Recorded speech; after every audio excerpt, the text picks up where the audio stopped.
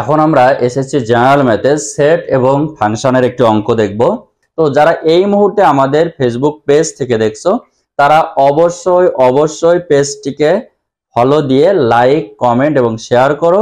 আর যারা আমাদের YouTube channel থেকে দেখছো মাস্ট বি চ্যানেলটিকে সাবস্ক্রাইব করে সবসময় আমাদের পাশে থাকো, তাহলে এই ধরনের অঙ্ক খুব সহজেই তুমি পেয়ে যাবে। তো এখন আমরা একটু খেয়াল করব। তো আসি আমরা এবার একটু অঙ্কে আসি, যেটা এসছে আমাদের চট্টগ্রাম বোর্ড 2022,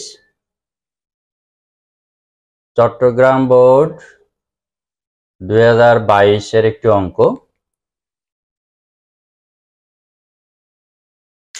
প্রথমে আমরা একটু দেখব যে ইউনিভার্সাল সেট দেওয়া আছে, ইউ ইজ ইকুয়াল টু দেওয়া আছে, এর মান দেওয়া আছে এবং বি এর মান দেওয়া আছে। এখন এক নাম্বার দেওয়া আছে উদ্দীপক, 2 নাম্বার উদ্দীপক দেওয়া আছে x minus A y plus 2a is equal to y minus 2a 2x plus a is equal to একটা ফাংশন দেওয়া আছে। এখন আমরা দেখব ক নম্বরের মান দেখব বা ক নম্বরের প্রশ্নটা দেখব।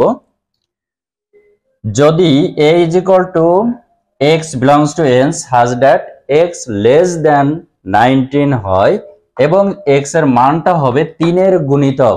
3 এর গুণিতক মানে 3 যাকে যাকে দিয়ে ভাগ দেওয়া যায় সেই সংখ্যাগুলো হবে x এর মান। যদি হয় তবে a সেটটিকে তালিকা পদ্ধতিতে প্রকাশ করো। সবচেয়ে সহজ একটি অঙ্ক। এখানে সবচেয়ে বড় কথা একটু বোঝার ব্যাপার, যেমন এই জায়গাটা x belongs to n, n হচ্ছে স্বাভাবিক সংখ্যা, n হচ্ছে স্বাভাবিক সংখ্যা বা ন্যাচারাল নাম্বার। এখন ন্যাচারাল নাম্বার মানে 1 থেকে শুরু হয়ে ইনফিনিটি পর্যন্ত হয়। তো x হচ্ছে সেই ন্যাচারাল নাম্বারের একটি অংশ, যে কোনো একটা সংখ্যা, কিন্তু সেটা কোন পর্যন্ত হবে এই জায়গায় আমাদের শর্ত দিয়ে দিয়েছে। যেমন x এর মান হবে 19 এর চেয়ে কম। এখন 19 এর চেয়ে কম মানে 19 সব হবে না, 19 পর্যন্ত। সেখানে আরো আরেকটি শর্ত দেওয়া আছে যে x এর মান 19 এর চেয়ে কম হবে, বাট 19 পর্যন্ত যতগুলো সংখ্যা আছে তার ভিতরে আবার যেই সংখ্যাগুলো 3 দিয়ে ভাগ দেওয়া যাবে বা যেই সংখ্যাগুলো 3 দিয়ে বিভাজ্য, ঠিক সেই সংখ্যাগুলোর মান নিতে হবে। তো সেইগুলোই হবে এর মান। তো এই অঙ্ক করার সবচেয়ে বড় বিষয়টা হচ্ছে এইখানে শর্তে কি কি দেওয়া আছে সেই শর্তগুলো ভালো করে আমাদের চেক দিতে হবে। এখন আমরা একটু খেয়াল করব, শর্তটা আমরা তাহলে দেখে নিলাম যে এর মান বের করতে বলা হচ্ছে, কিন্তু এর মান হবে 19 এর থেকে কম, কিন্তু সেইখানেও আবার শর্ত দেওয়া হচ্ছে 19 এর চেয়ে কম সবগুলো না, যেই সংখ্যাগুলো আবার 3 দিয়ে ভাগ দেওয়া যাবে, অর্থাৎ 3 এর গুণিতক, 3 এর গুণিতক হবে। তাহলে x এর মান এই জায়গাটা খুবই ইম্পর্টেন্ট। শুধু এটা না, আরো বিভিন্ন ভাবে ঘুরিয়ে দিতে পারে। তো সবচেয়ে বড় বিষয় হচ্ছে যে এই শর্তটা ভালো করে মেনে নেওয়া।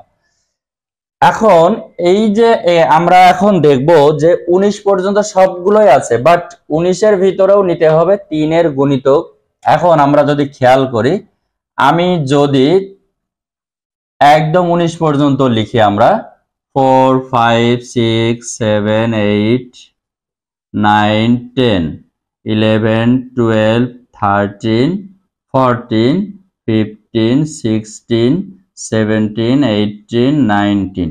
এখন একেবারে যারা বিগিনার পর্যায়ে আছে, যারা একদম প্রাথমিক পর্যায়ে সেট ফাংশনে আছে, তাদের জন্য আমি পুরোটা লিখলাম। এখন এই হচ্ছে 19 পর্যন্ত আমাদের টোটাল যে ন্যাচারাল নাম্বারের একটা সেট দেওয়া আছে।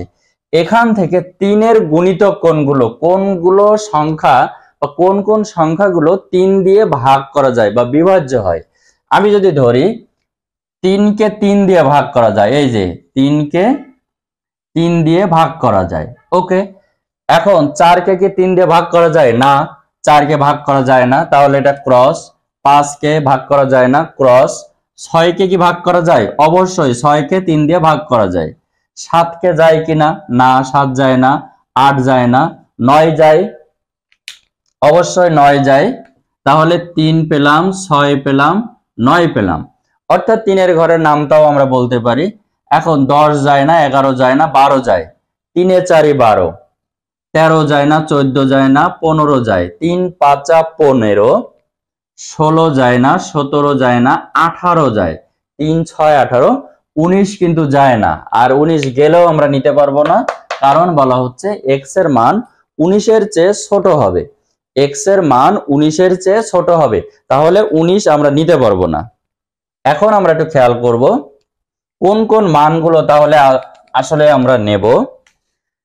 আমাদের এখান থেকে ক্লিয়ার হয়ে গেল 3, 6, 9, 12, 15 এবং 18। তাহলে এই যে এর মান হচ্ছে 3, 6, 9, 12, 15, 18, এই হচ্ছে আমার এর মান। তাহলে আমরা এখান থেকে পেলাম কি, এর মানটা আমরা খুব সহজেই পেয়ে গেলাম। এই হচ্ছে আমাদের এখানে ক নাম্বারের মান।